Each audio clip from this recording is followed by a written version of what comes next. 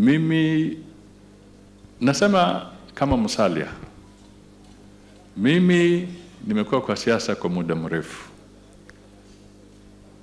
na nimechunguza, na mimi nataka niwaambie itakuwa vigumu sana kumshinda Mheshimiwa William Ruto 2027. Haya maneno yote yakiwa pale, ni haki ya watu kuzungumza, lakini nataka niwaambie itakuwa vigumu sana.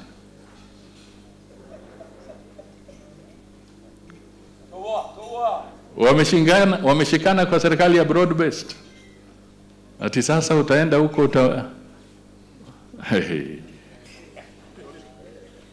Mimi nataka tushikane,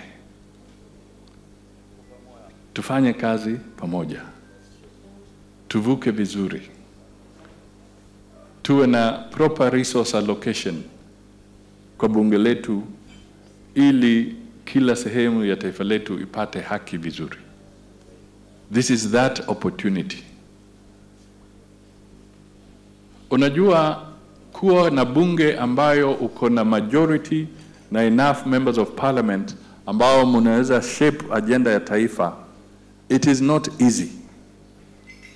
In many countries it is not easy. But we have a golden opportunity as Kenyans with the cooperation of Kenya Kwanza and the cooperation of ODM in the broad-based government.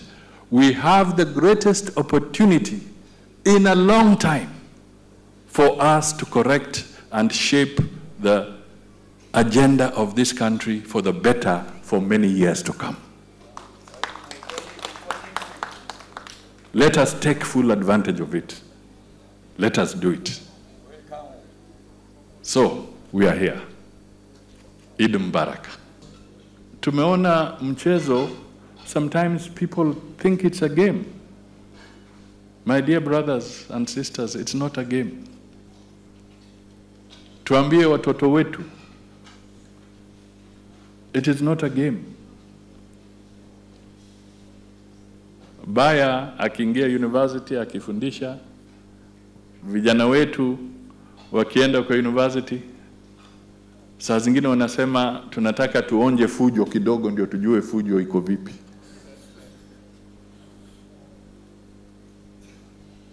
Alafu inawachamusha ili wafanye some commotion, wanataka kuonja. Tafadhali muonje ile kidogo, lakini msijaribu kwenda mbali zaidi, kwa sababu peace is very difficult to restore in any nation. Kwa hivyo niko hapa kusisitiza hivyo na kusema tunataka this cooperation between serikali ya William Ruto, Kenya Kwanza, kushikana na Mheshimiwa Raila na kushikana na viongozi wengine wote. Let us pull together. We can disagree, which is all right, and we must disagree from time to time, but we should not fight. We should not fight. Let us work together. Let us correct each other. Let us criticize each other, but let us be reasonable in what we do so that we move forward together. Siku mbili tatu zilizopita, Mheshimiwa Rais William Ruto alikuwa na kikao cha usiku mpaka saa 6 za usiku, usiku wa manane, akiendesha summit ya marais kutoka East Africa na South Africa kwa sababu ya fujo kule DRC. Sudan ndio hiyo. Tumeona magaidi yanaanza tena kusumbua ndugu zetu upande wa Somalia. Sasa wewe, DRC ndio hiyo, Sudan ndio hiyo, South Sudan ndio hiyo. Tumeanza kuona shida inarudi hapa. Don't take peace for granted. do not take peace for granted and the unity of the nation for granted. Tumekaa hapa, tunazungumza hivi because there is peace in Kenya. Ndio kwa sababu tuko hapa.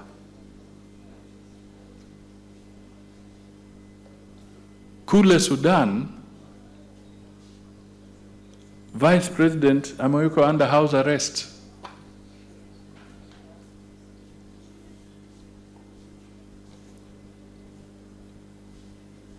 Wakati peace effort inatoka Kenya, watu wanafikiri tunapoteza wakati. But I want to tell you, if all these countries become insecure around us, hiyo fujo itaingia hapa.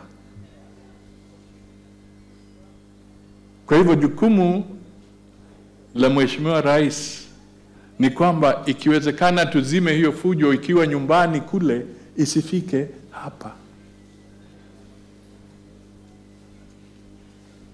It will be more expensive if the trouble comes to visit us here. Ndio kwa sababu kuna efforts za kuleta peace katika hizi nchi jirani kupitia kwa serikali ya Mheshimiwa William Ruto. And it is expensive. Kudumisha amani is an expensive affair. But to live without peace is even more expensive. Conflict is more and more, much more expensive. Kwa hivyo sisi kama Wakenya, let us embrace unity, dialogue, majadiliano. Ndio kwa sababu pia kuna broad-based government. Ili tusiwe na furugu ambayo haina maana. We have a president who loves this place. Na unajua mimi mara nyingine wanamwambia president, unajua wewe kabila yako hapendi kusikia nikisema kabila. Wewe kabila yako na kabila yangu na hawa wakina Mudavadi hawa wakati wa ule wa Masinde Muliro, Ronald Ngala na Gideon Moi, sote tulikuwa wamoja. Ama nyinyi wazee tulikuwa hivyo kwa chama kinaitwa KADU wakati huo. Sasa we have come back to that time. Hawa Waluya wameingia, sisi tunaingia, na wale wa Kalenjin wamefanya nini? Wameingia. Wale ambao hawataki kukaa ndani ya serikali hatutawalazimisha. Hatutawalazimisha. Si wale wa Munyoro wamesema hawataki kukaa ndani ya serikali, wafungue njia wafanye nini? Waende. Sisi tuingie tuvune yale matunda ndani ya nini? Ya serikali. Na serikali iko na matunda mengi sana. Leo hii katibu wa Shetani, kijana wa Pwani, yeye ndiye mdosi wa National Transport Safety Authority, NTSA. Leo president amempatia cheo. Sasa ni kijana wa Pwani. Sasa mimi sijui sisi tunangoja nini tena, ama ni nini tunatafuta tena. Mimi nikiulizwa nasema sisi wa Pwani tuko ndani ya nini? Ya serikali. Na hatutoki. Ama nyinyi mnataka kutoka? Kama noma, noma. Hapo. Ama vipi?